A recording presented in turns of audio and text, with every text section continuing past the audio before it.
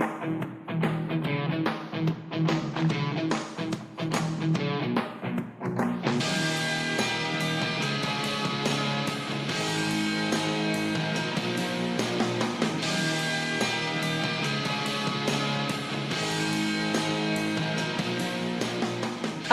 we're back.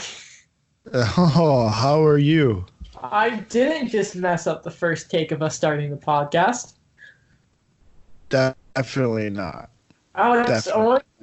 I want you to describe, because we're doing this over video. I want you to describe what I'm wearing to the listeners. Okay. Imagine Kyle Dubas, but a little bit taller. Am I taller than Dubas? I think so. I do. I'm shooting something special for the HFR. I'm trying to be funny for the first time, so we're going to see how that goes. Too bad I'm not old enough to look like Mark Bergevin. Like, I don't have enough gray hair, but I do look like Dubas, aka I have brown hair that's combed over, I'm white, and I wear thick framed glasses. But anyway, Alex, you know how we And you start wear the a show. suit. Well, actually, I just have the vest on. I don't have like a Okay, full close. blazer. But anyway, how do we start the show, Alex? I believe we start with the Power Hour. I think we do as well. And Alex, there's no team that I love keeping an eye on more than the Pittsburgh Penguins, because you never know when they're going to make a move. And the most recent thing they've done is 23-year-old defenseman Marcus Pettersson, who of course the Penguins acquired last year in exchange for Daniel Sprong, has now signed a 5-year extension with the Penguins with an AAV of $4,025,175. That's so weird. Because that $175 really matters. What number did he wear in junior? I'm not sure. But there's something interesting about this signing, because I've seen a lot of back and forth from Penguins fans and just people in the league talking about is he good? Is he bad? Is he worth the $4 million? He's 23. He really still can improve, obviously. Do you know who he plays with? Does he play with? It's not Letang, because Letang plays with Jack Johnson, doesn't he? I believe so. So I don't know, because everyone else is hurt. Who does he play with? Former Oiler draft pick John Marino. Oh, the other young guy that's apparently really good.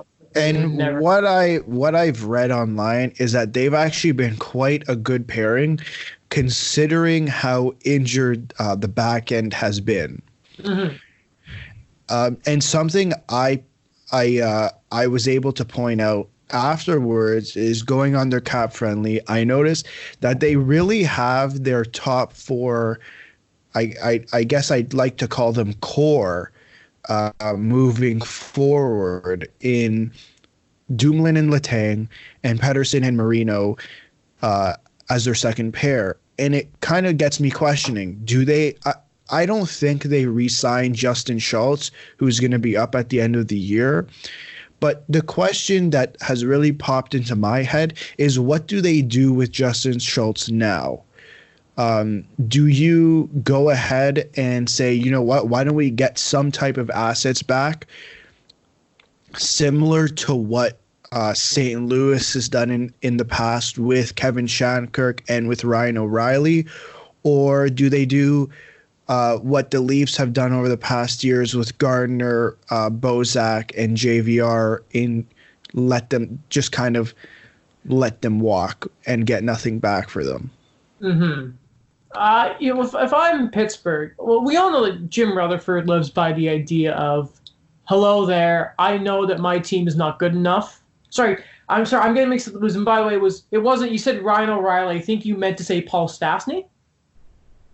And Did I say Ryan O'Reilly? Ryan O'Reilly. Oh, sorry. Sorry, yeah, I had Ryan O'Reilly in my head.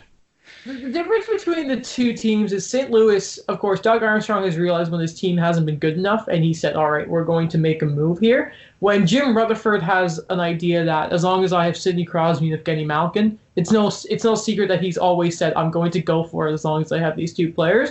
So I don't see them selling up any pieces unless it's to acquire a guy like Jason Zucker. Really, I don't see them trading Justin Schultz. I won't lie to you. Well, they don't really have. Who else would you consider them selling off in the short term, right? You look at their team. The obvious names that come to mind would be Alex Galchenyuk, and that's pretty much it. And Justin Schultz. We've talked about Patrick Hornquist, but that was when things weren't looking good, and we all underestimated Sidney Crosby and Evgeny Malkin. Take that back. Take that back. I did no such thing. Okay, we did underestimate Evgeny Malkin. Yes. Okay, not Sidney Crosby, Evgeny Malkin. There's not a whole lot that they can sell off in the short term if they wanted to, other than Galchenyuk and Schultz. I just don't see that.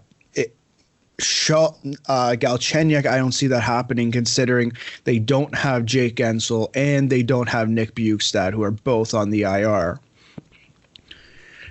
But I think it's interesting to see what they do moving forward. I'd find it hard to believe that they bring back Schultz. I just don't think that is a big thing that they want to do, unless they're like the Anaheim Ducks or the Chicago Blackhawks, who like to keep the core together. What do you think? Well, honestly, I really don't see them doing anything subtract from the roster, except maybe Alex Galchenyuk. But of course, and it sounds like Gensel will, of course, be out for the rest of the regular season, you get his cap hit and relief in that, something that I think a lot more teams have been talking about because of what's going on with Morgan Riley. So there's room for them. And Tarasenko. And Tarasenko, of course. So I don't know if they're going to, for sure. I don't know what they can give up. Jim Rutherford clearly doesn't want to give up his first. But do you think they re-sign Justin Schultz?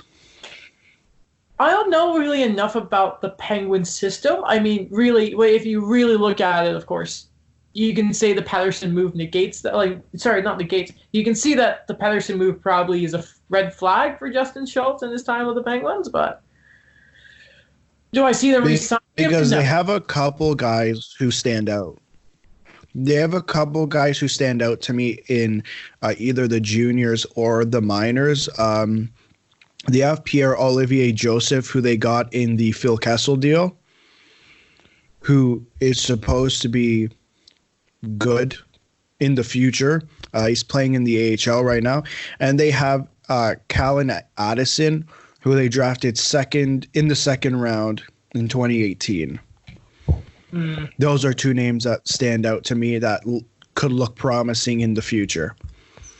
I'm quickly looking, and another reason I'm looking at this, and Justin Schultz has a modified no trade clause, and let's be honest, it is a 10-team no move clause.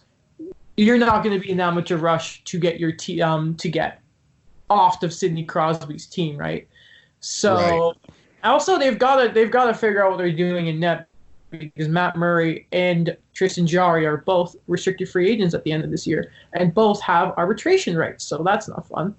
And, of course, Casey Smith's round as well. But, you know what, there's another forward that I quickly think, if we're talking about moves, Josh Anderson sounds like he's going to be on the move, so I wonder if there's a fit there in Pittsburgh, maybe. Josh Anderson, what do you think of that? So there was an article from the Athletics' Aaron Portzline, and I just picked out a quote that I thought was really interesting. He obviously went on to talk about it a whole lot more in his article about the short term and the long term. But he said the feeling around the NHL is that Anderson is more likely to be traded either by the trade deadline, which is less likely, or after the season, which is more likely, than he is to be re-signed by the Blue Jackets. And I thought that was interesting. Anderson, I believe, has been injured this season, so he hasn't played. So he hasn't played a whole lot.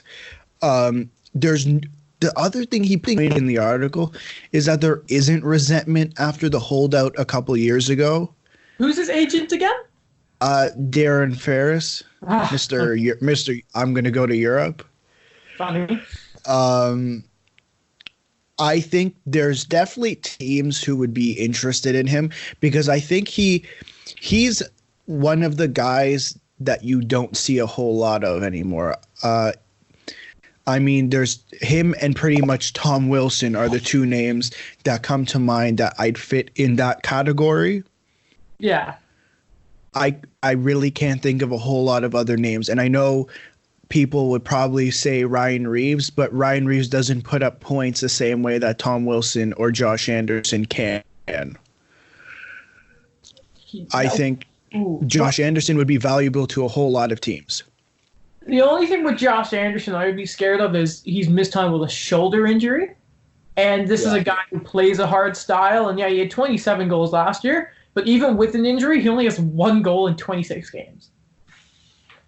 I would be a little wary of Josh Anderson. I could see a scenario where somebody misses out on Chris Kreider, and they're like, oh, I want tough guy. And they go out and get Josh Anderson. Yeah, I don't – and he Aaron Portzline noted this in the article. Obviously, it's less likely that he's going to be traded by the trade deadline. My guess is simply because they have a chance to get a playoff spot, and his value is probably lower now because he's been injured.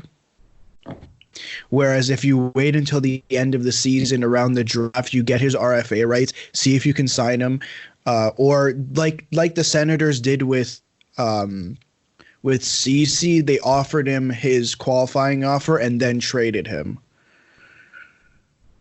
That's other possible option too. I don't think he's going to be a Columbus Blue Jacket by the start of next season. I think I'd agree with you there, Alex. And, I look at Columbus and I think, that's a shame looking at that situation because, you see how hard Tortorella's got them all playing and that. And, they're a team that they're going to be fighting for their playoff lives for the rest of the season. And if you look at another team that they've snapped a 3-game losing streak and a lot of milestones happened in this game, and that's the San Jose Sharks, Alex. There's a Canadian press article via TSN I want to quickly read you a bit of because I saw, Patrick Marleau gets his 1,100 point as a Shark. But then as I started reading this article, I realized, oh my God, a lot has happened. So in this game, of course, the Sharks beat the Ducks last night. In that game, Patrick Marleau gets a pair of goals. So let me just read you this here. Marleau moved past Hall of Famer Guy Lafleur and into a tie with Mike Modano for 25th place on the NHL's career list with 564 goals. The 42-year-old also moved past Rod Brindamore for 50th all-time on the points list with 1,185, and of course those pair of goals gave him 1,101 points as a Shark. And of course Erik Karlsson got his 600th point on an assist. Huge game for a team that's going to finish outside the playoffs. That is true. Now, of course,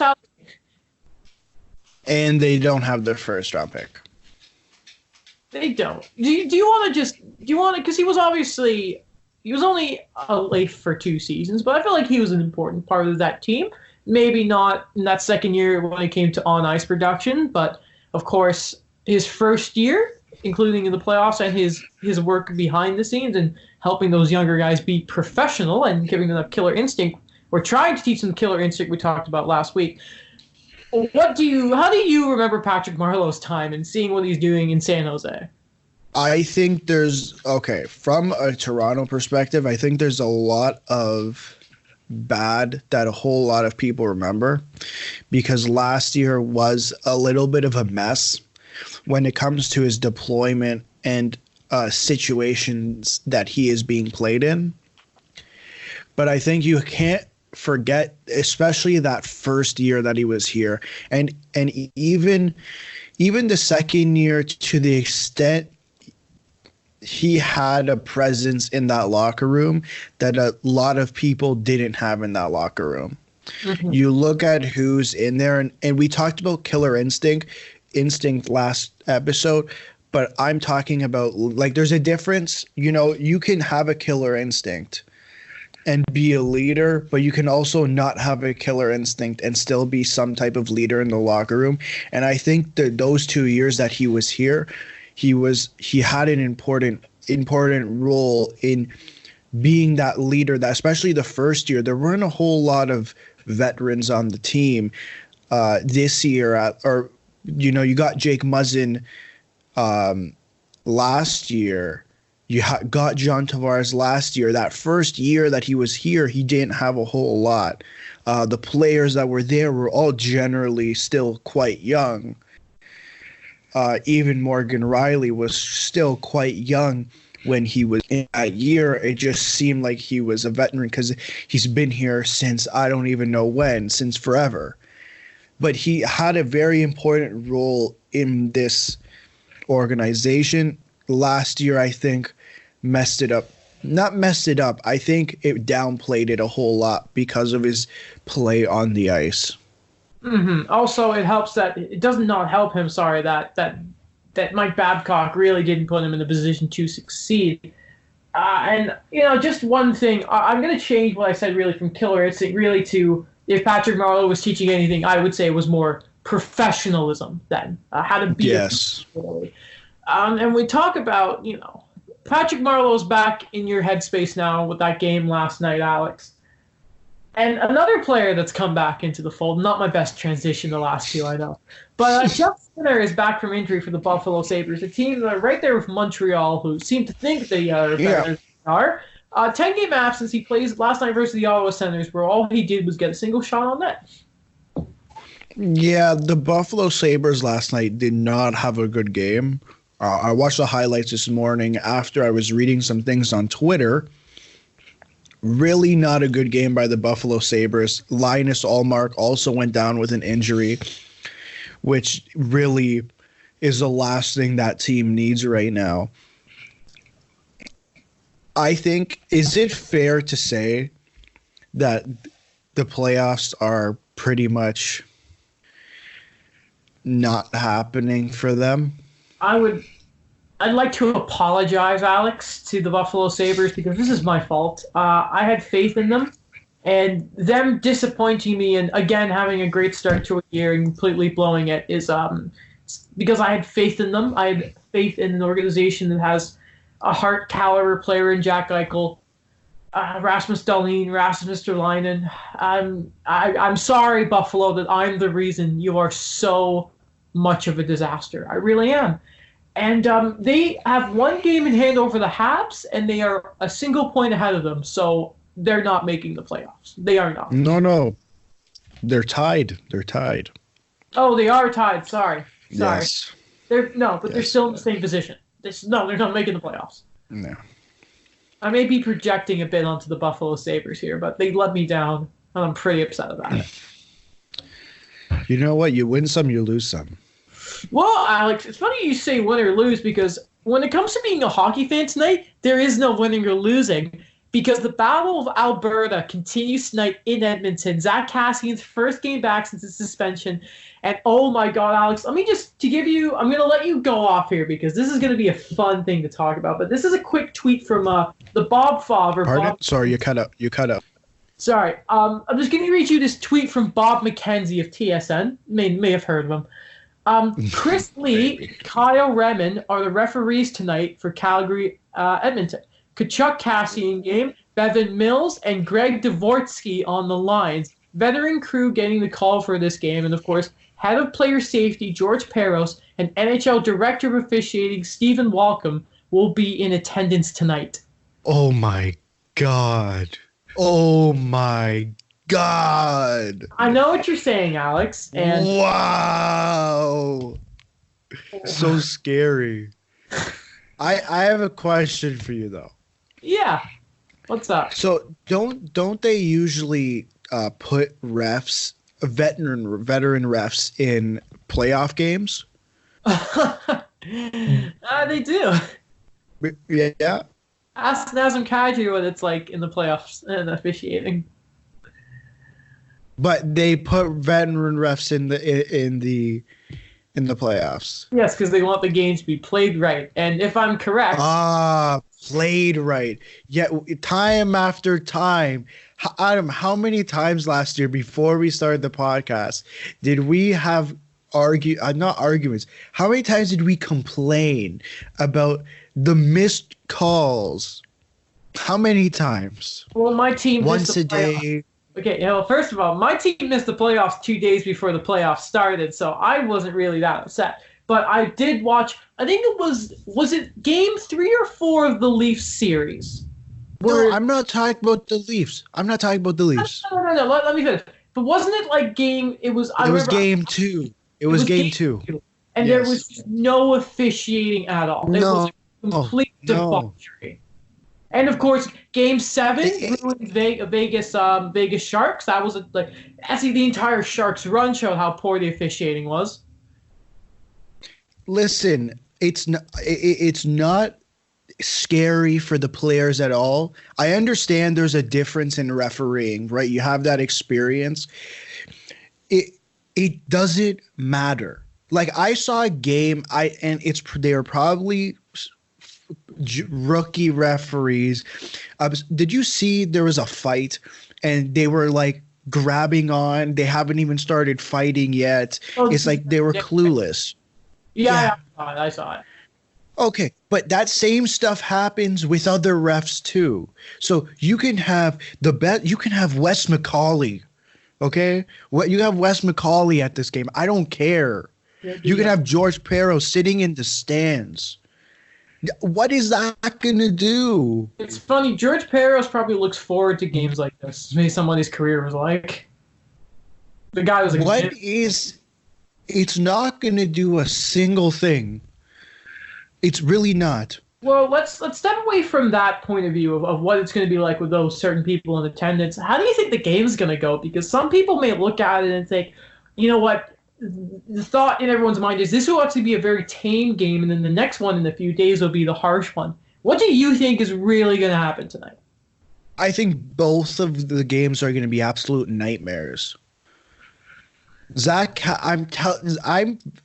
think Zach Kassian is going out. He's going out, and he's going to do something. Is it going to Chuck, though, or Gudra? It's going to be to someone. I wouldn't be surprised if it's to Kachuk. Do you think, oh, God, do you think the starting lineups are going to be the Ronaldo line or like Lucic and Cassian? Do you think it's going to be, do we get a line brawl to start this match? Probably not, but I'm just probably hoping too much. I don't think there's going to be a line brawl. But how long does this game take to get going? I'm not sure. It's going to be one of tonight, or I think they play Saturday. One of these two games are going to be messy. George Peros, Zach Kassian, that's who's making the first move. George Peros can sit in the stands for the rest of the Edmonton Oilers season. That's not going to do anything. They could talk. They already talked to before the All-Star break. They already talked to both Edmonton and Calgary and said, you really shouldn't do anything or it's not going to be fun. Well, if you did your job the first time, we wouldn't be in this situation. You're telling me that if they suspended Matthew Tkachuk, that Zach Kassian would be this pissed? No, I think it wouldn't be this bad. I think he'd still be mad about getting brained. For sure, but I don't think he's going to be this upset. You look at the same situation happened in Vancouver against Winnipeg. Jake Virtanen, I think, something about an elbow with Matthew Perreault, and Matthew Perreault said, he said, Department of Player Safety, my ass. That's what he said. I better not get fined for this, too. And I don't think he did. He didn't get fined for it. because everyone thinks it's a joke.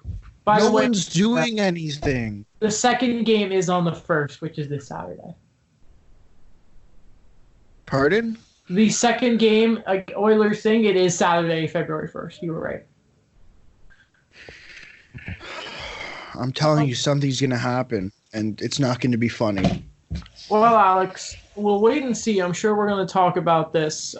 We're going to talk about this on Sunday, of course. Hopefully, we will get Daniel in for that show. But you never know, do you? Alex, let me ask you this, though. What is your week of the bye week? Read of the bye week? I got an interesting one. All right. It's, of course, from The Athletic. Okay. I was gonna pick one from Sportsnet that I thought looked interesting, but I like this one better. Once it's loading here, you know how the internet is. Oh yeah. You know how it's from Craig Custance. It's Who Says No? NHL executives evaluate your trade proposals. I like it. It is very interesting. Well, mine is there's a video version I can't find, but and I want to bring it up because, of course, today is Bell Let's Talk Day. You're not alone, of course, all that kind of stuff. You love to see it. Great cause. And to honor that, mine is actually going to be, it's a video you can find on TSN, but there's also an article about it by Dan Ryan. And that's, of course, on Bell Let's Talk Day, hear how Patrice Bergeron helped Jamel Smith in a time of need.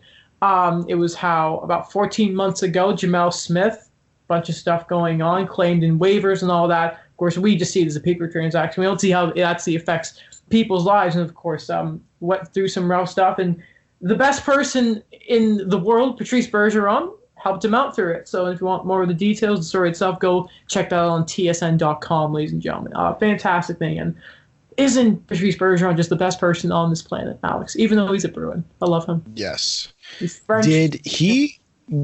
This story came out last season, right? But there was no feature written on it or anything. The news kind of came out because I remember hearing about this last year. But it's more spotlighted because of Bell Let's Talk. I think today it's been more spotlighted. Well, Alex, we are good going on. We're going to have our newest pop quiz on Sunday as well. Hopefully, we're going to do that in person, by the way. Unbelievable. I'm thinking, Alex, of printing out an actual pop quiz. Oh, my God. Yeah. But anyway, Alex, it's time to go and talking about some segments. And, well, Alex, I am very interested in women's hockey as of the past, I'd say, year. And, of course, Cassie Campbell-Pascal, we talked a bit about it, but she said some stuff on an All-Star break, and it confused some of us. Now, the NWHL has responded to this, and they have put out a statement, Alex. Would you like me to read this statement? Yeah, parts. You don't need to read the entire thing, but there's parts of it.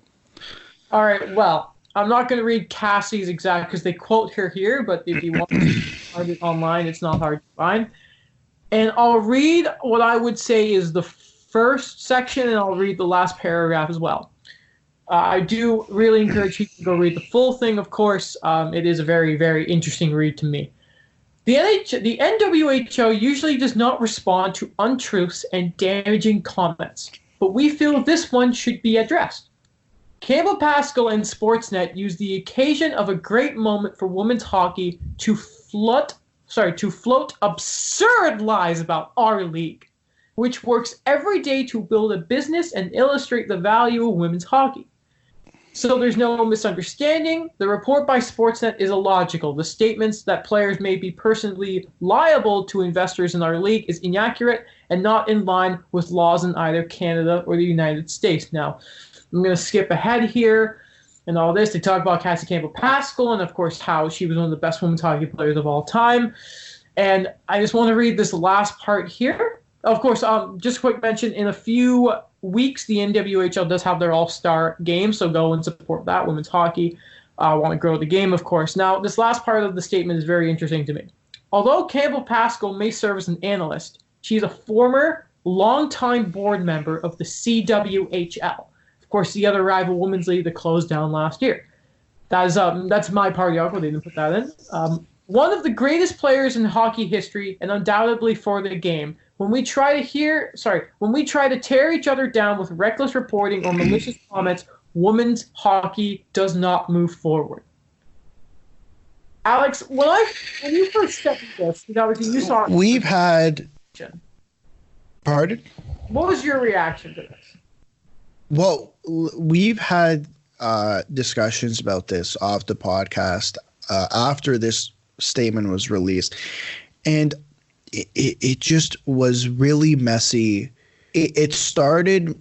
Listen, I think it started messy when she started her sentence with, "I'm no lawyer by any means, but I think what a lot of lawyers and agents are saying to these players is blah blah is etc." She continues. Mm-hmm. See where it gets messy there? She's making these set of claims. That's where it gets messy for me. I think it starts messy there. I think at the end of the day, the NWHL they had to come out and say something because it looks really bad. It looks really bad. If you read that statement, it's damaging. Like they said, I wouldn't be surprised if there was something about slander that came out of that, because it's a damaging statement. It really is. I think that here's where I find it interesting when they say they don't respond to untruths and damaging comments. I think the main reason they had to send out a statement is, number one, it was Cassie Campbell Pascal, and number two, it was broadcasted on Sportsnet during during All-Star Weekend, where those women were so prevalent and being exposed to an audience that may not have seen them before. Right. I think we had this discussion last episode. I don't know if we really need to go into it again. If you want to hear it, go back and listen. But basically, they need to get – I don't want to say they need to get their act together. I think they need to get together. They need to figure out what they want to do. They have the NWHL. They have the PHWPA. I believe that's what the initials are. It's essentially the union for people not in the NWHL, and they need to decide if they want the NHL involved or not. And if the NHL is going to be involved, things are going to be different. We've had this discussion on the podcast and off the podcast that the NHL don't want to get involved in this because let's be honest, it's a little bit of a mess right now. It's a bit of a mess, and they're gonna have to clean some things up before the NHL gets involved at all. And one of those things is that they need to work together. They need to be in some type of agreement that they both want the NHL involved, or that they want to create one league, because that's what's stopping the NHL from really coming in and helping to develop women's hockey outside of including them in the All-Star game. Right? Obviously the NHL is promoting women's hockey. If that wasn't the case, you wouldn't have seen anyone at the game last year, and you wouldn't have seen anyone at the skills competition on Friday night. Mm-hmm. They want to be a part of this, just the same way that the NBA is a part of the WNBA.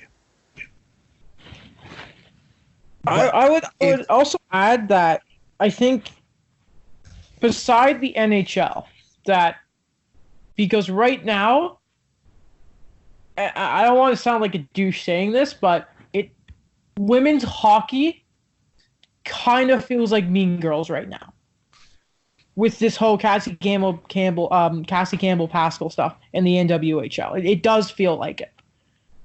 When you go on TV and start your thing with, well, I'm no lawyer, and then they come back and call you out for being part of the old league, that's not a good look forget about the NWHL or Cassie Campbell. Like they said, it just damages women's hockey. It's brutal to watch. Yeah, it really is brutal to watch them. Like it's like a pushing and shoving match. There's no fighting going on.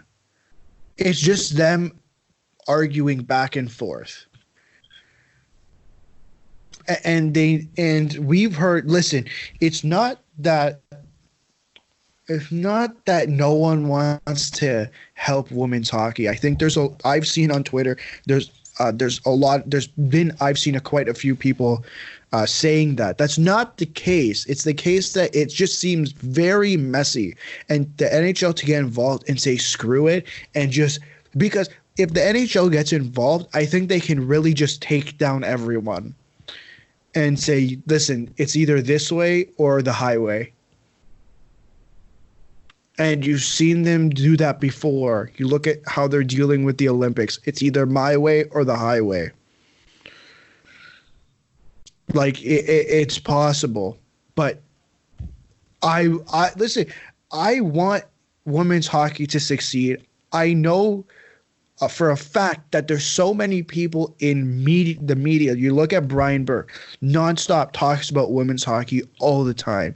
You look on Hockey Central when they talk about women's hockey. I've never heard bad things come out of women's hockey. The way that their skill level, like it's developing. You listen to Brian Burke. He says that it is very good. You've seen the players come out and say this. Like NHL players come out and say this. It's a matter of them coming together, working it out. So the NHL, or if they want to do it by themselves, go ahead. One league. You look. Do you know any other professional sport that has more than one league in a country that works well? No. No, because the CHL is its own like little brand. No, I couldn't. No, it's always, and like that was, and I think that's something that after her time on the board of the CWHL, that Cassie Campbell said that a big problem is like just two leagues doesn't work, and neither of them have even been able to figure out a sustainable business model. And competing against each other and not coming together to figure out a solid solution isn't helping the game move forward. No, it's not. Well, Alex, it's again, I keep saying this to you that I think something big is going to happen over the summer. I have no sources that it's a general feeling. And I just see my neighbor has just gotten a package. And Alex, let me tell you what's a package in this world. Rooting for Canadian market because you can open it and you never know if it's going to be good, if it's going to be bad. You just never do, Alex.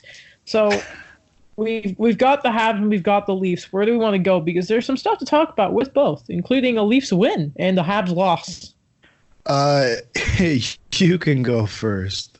You know when you know your team's in trouble? Pardon? Do you know when you know that your team's in trouble? Tell me. It's when Dale Weiss, who I love Dale Weiss, I really do. But when Dale Weiss gets his first goal as a Hab since 2016 in his 500th game, love it. When he gets his first Habs goal since I was in high school, and we're all happy about that, it's a sign that things aren't looking that good. When Claude Julien comes out and gets a bit lippy with the media when he normally is pretty cool. Remember, this is the same guy who called the Bruins out for not having enough talent.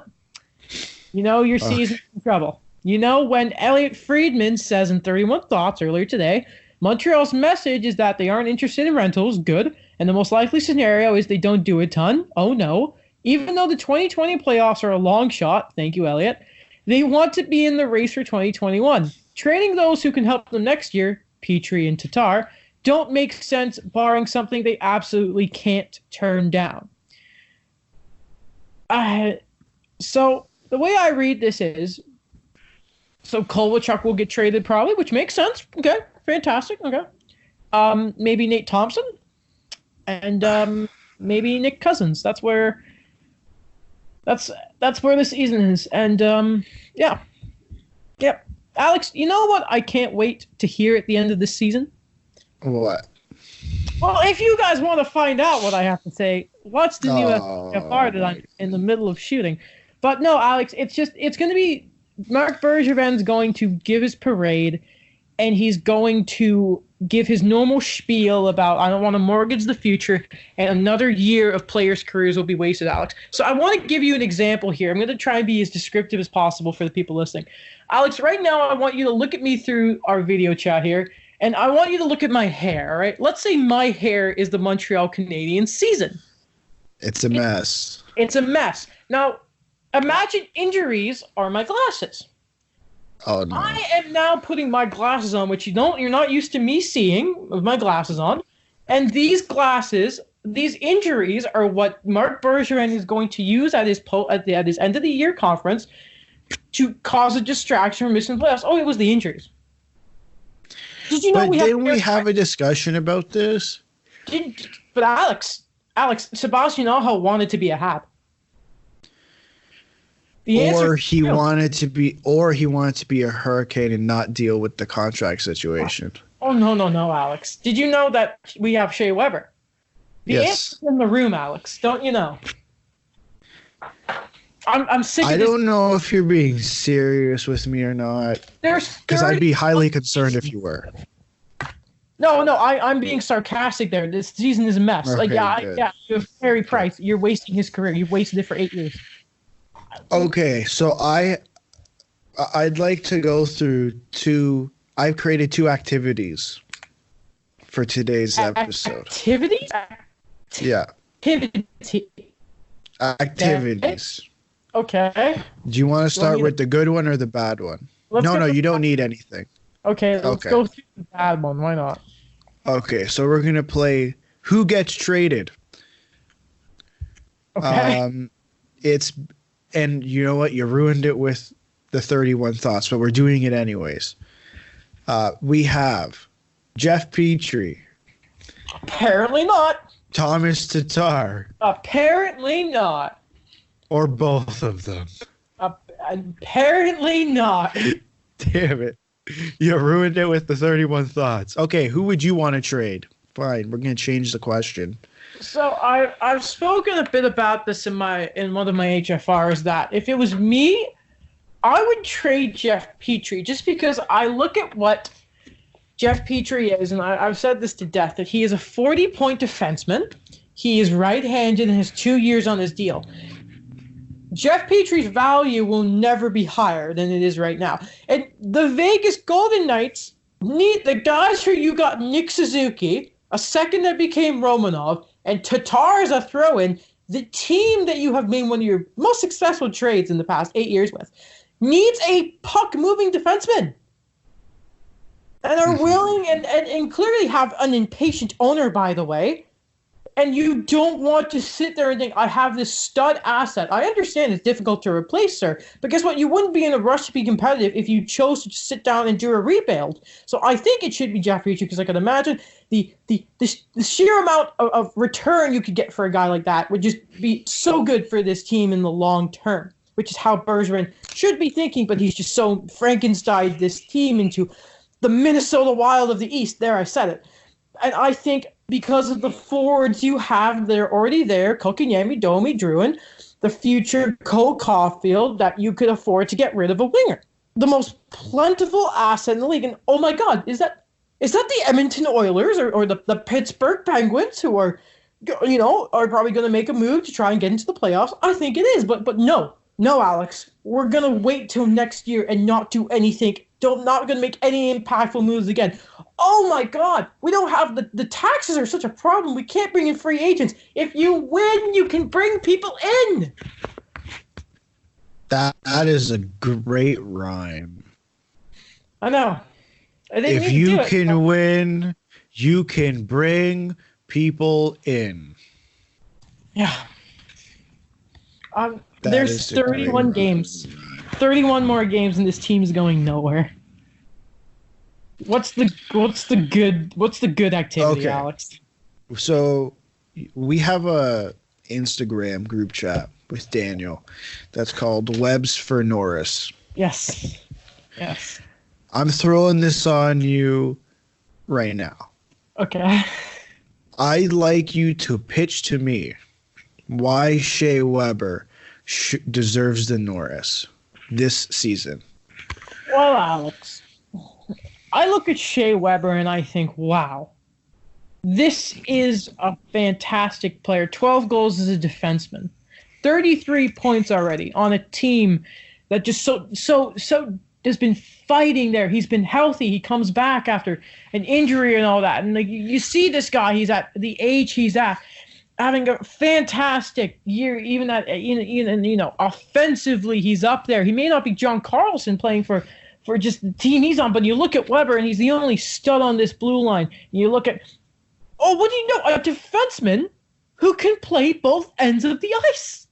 Isn't that such a unicorn nowadays? And he's a leader. He plays physically. He can skate for someone his size. He's a threat on the power play, a penalty kill. He is a threat. People are scared of him. The shot, for the love of God, his shot is so lethal that Carolyn Karen has to ask him, Shea, what do you have to say? I'm sorry to the people I've hurt. It's such a deadly shot. He hurts his teammates by accident. That's why I think Shea Weber should win the Norris. He's an all-around defenseman. He's the backbone of the Montreal Canadiens, and I think he is a defenseman that is extremely difficult to come around, get and just have as a cornerstone of your team that Shea Weber is. That's quite a convincing argument. I know, but he doesn't even get. But it's still gonna go to John Carlson, as it should. But I just think when the Pro Riding Hockey Association doesn't even give him a nod for that, or the defenseman of the year, I get a bit upset with that. But don't mind me. It's just I'm quite calm on these podcasts, but I haven't lost my mind on the show since the show we recorded before we met Merrick and Friedman again. I don't remember. I think it had to do with something with Marner, and I got really, really mad about it. I don't know. It's okay.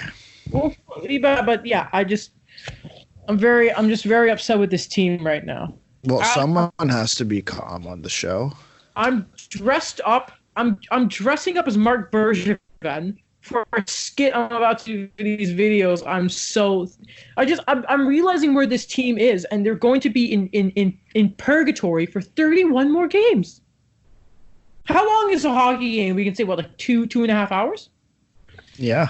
So let's do some math here. Okay, let's do some math. Didn't we get into journalism not to do math? Yeah, I don't know.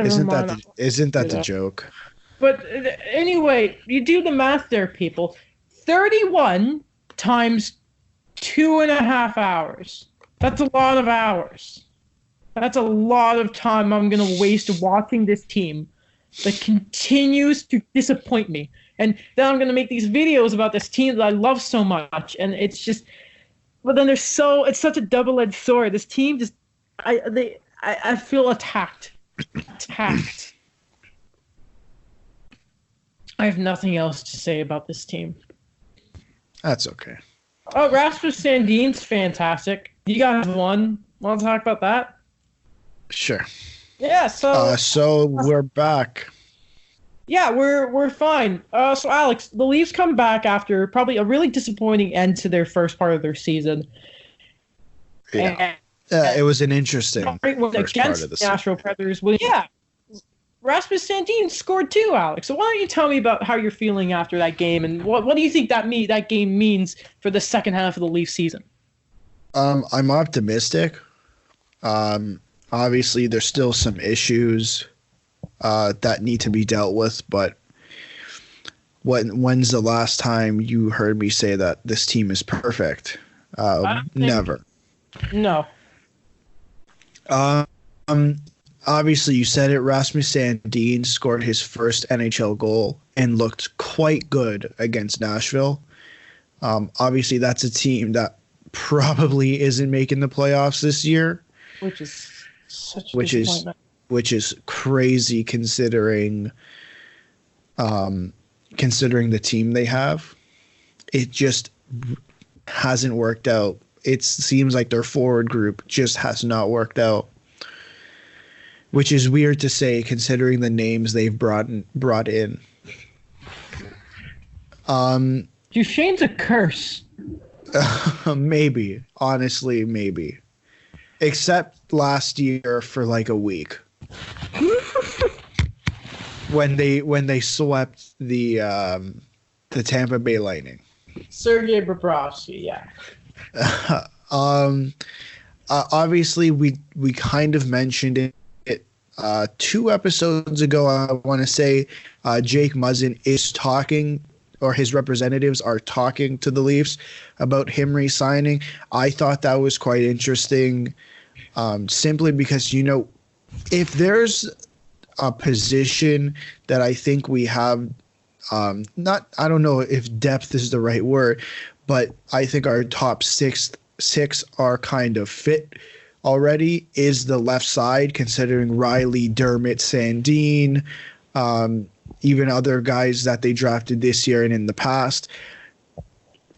I find it interesting that they want to bring Jake Muzzin back. I mean, I've heard Dermott can play on the right. I haven't seen him play on the right well. I also haven't seen him play well this year. Like, he's had good games here and there. It's just he hasn't impressed me like he's impressed in the past. So that's going to be an interesting contract that they're going to work out. Don't be surprised if he signs a bridge deal. Back to Jake Muzzin. They are talking to Jake Muzzin. I'd be interested to see what that deal looks like, simply because he's going to be 31. You know, and considering we've talked about it many times before, the way he plays, the LA Kings team that he was on, it takes a load off of you. Like, it's a killer team to play on, but it is heavy. And we've mentioned that how many times. We talked about Jonathan Quick. We talked about Drew Doughty. We talked about Dustin Brown, Jeff Carter. The list of names goes on about players who have played on that team and how fast or how quickly they can decline.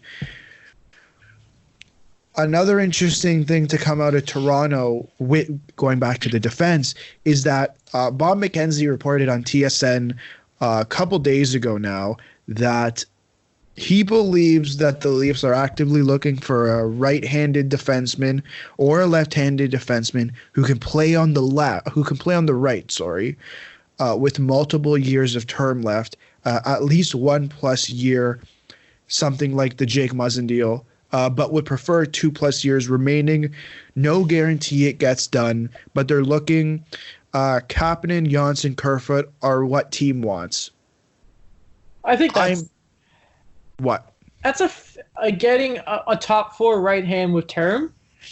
I would expect that. Yeah, Jeff Petrie? You want Jeff Petrie? Kapanen, please? Nylander? I think there's other players. Like, stop saying Nylander. I'm going to get to him later. Did you see what Dave Poulin said? Pardon? Did you see what Dave Poulin said? About Rasmus Sandin. I heard he said something about Rasmus Sandin. I didn't even want to go listen to it. All right, never mind then. It was dumb. No, he said they need to trade Rasmus Sandin for a legitimate top 4 defenseman, right? And Bob laughed at him. What a joke. What a joke. You may give this guy 2 years and he's a top 4 defenseman. 2 years max. I mean, he's a top 4 defenseman. He's one of the Leafs' top 4 defensemen right now. Back to the right-handed defenseman. They've looked at Matt Dumba. I don't think they made an offer from what I've been reading, but that would be an interesting deal to get done, considering that Bill Guerin apparently has made him available,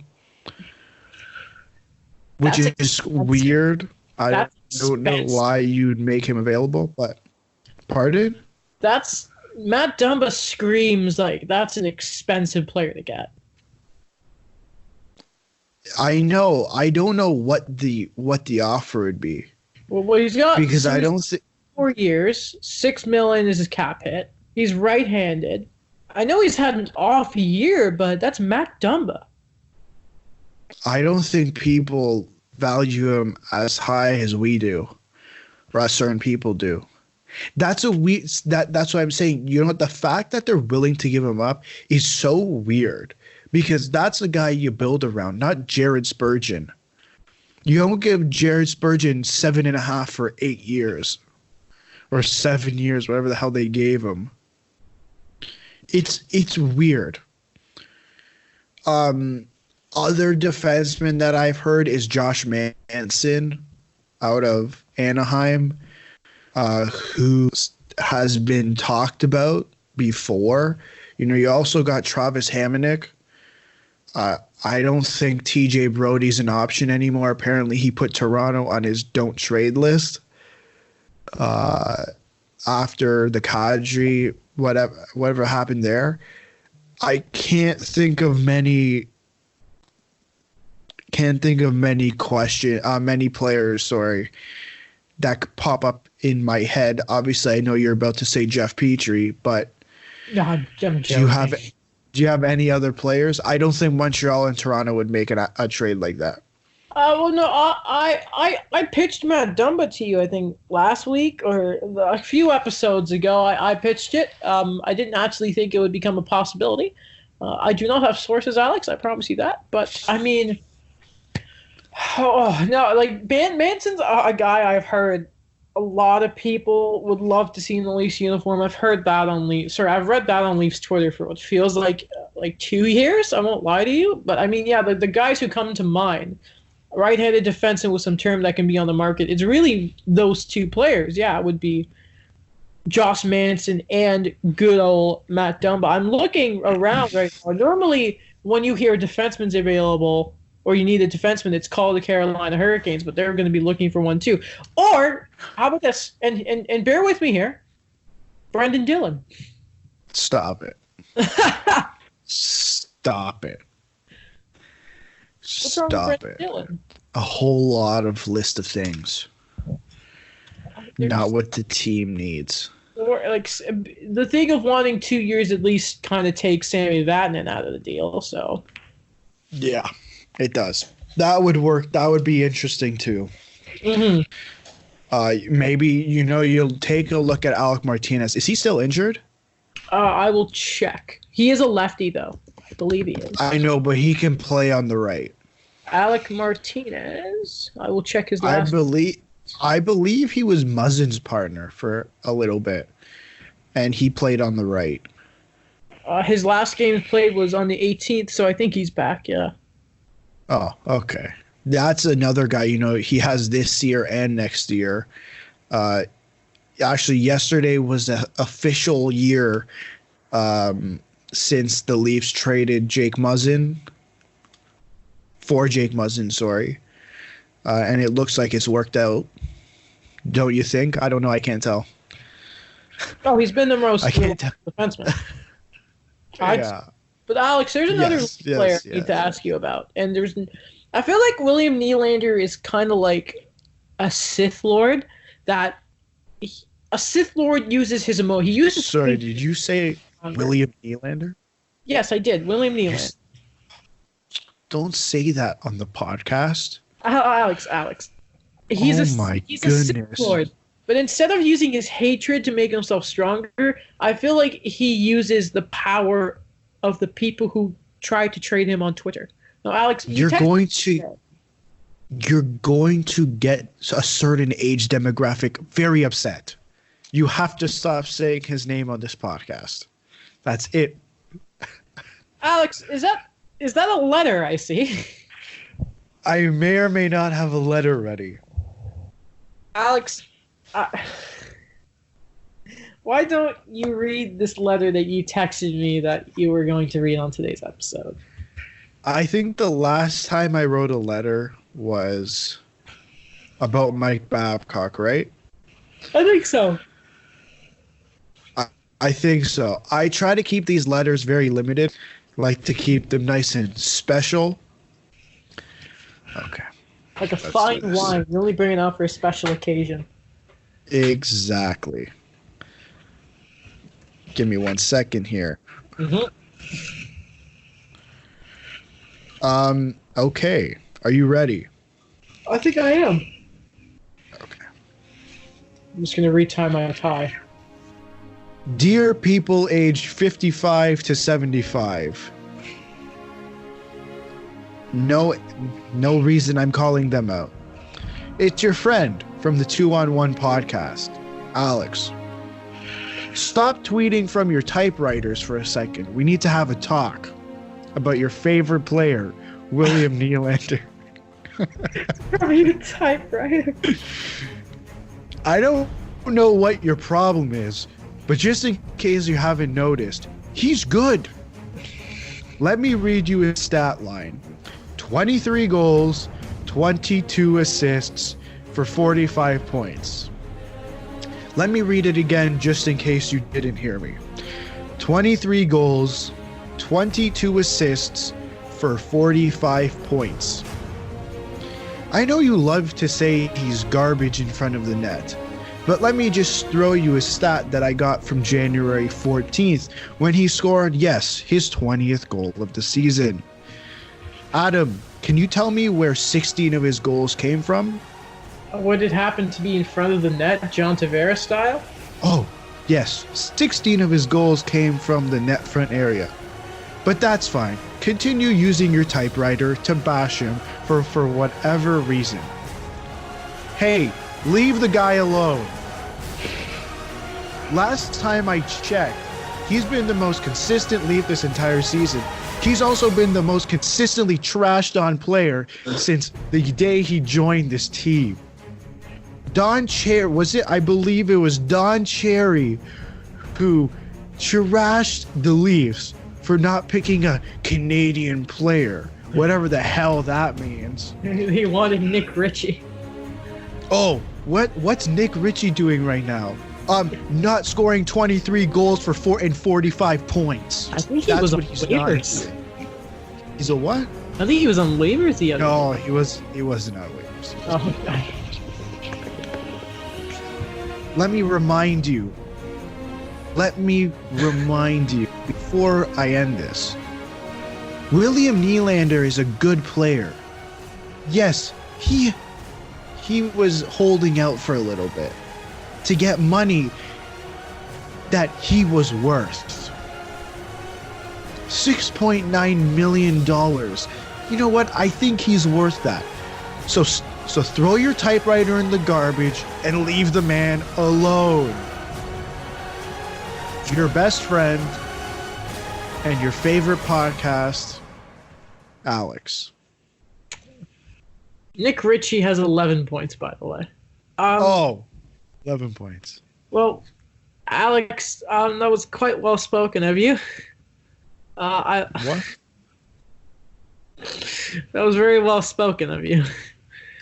Although I think I would have saved typewriter for one use. I thought that was pretty all right. I won't lie. Well, the Leafs are in a tight spot, Alex, because they're right there at the Florida Panthers, a team they play two more times for the rest of the season. The Panthers have a game in hand over the Leafs as well as 2 points. Now, Toronto's next game is against the Dallas Stars, captained by the most disappointing player over the past 4 years, Jamie Benn. So, Alex, what are you expecting from this team going into that game? I expect them to play just as well as they did on I think it was Monday. I expect them to be better defensively. I know that's asking a whole lot from certain players, but considering how well Rasmus Sandin has been playing, and from his game on Monday, I expect him to get a little more comfortable with this team. I think Matthews is going to have a great night. I think Nylander is going to have a great night. I think this team is good. I think Freddie Anderson is going. You know what? Freddie Anderson ended the back half of the half of the season. He ended it poorly. I think he had one weird goal against Nashville, but I think he's back on track. And I'm excited to see this team play tonight. Well, Alex, I think that's all we've got here. I'm double checking the Twitter for any sort of news we might miss. I'm just seeing pictures of cute dogs, though. Well, Alex, did you know that Drew Doughty is questionable to play tonight? I don't care about Drew Doughty. Don't care. He's questionable to play tonight because he's going to watch the Oilers Flames game. Yeah. They should cancel all other games so we can all watch that game. Mm-hmm. Oh, my God. Apparently, Jonathan Drew was supposed to play this week, but now apparently Renaud Lavoie is saying a week or two. So, great. Fantastic. Okay. All right, well, ladies and gentlemen, if you enjoyed this episode of the 2-in-1 podcast, wherever you're listening to this, whether it was on YouTube, it was on Spotify, the podcast app on iTunes, and all that kind of stuff, if you are able to rate or like or review this podcast, whatever you have to do on that app, I think you should do it.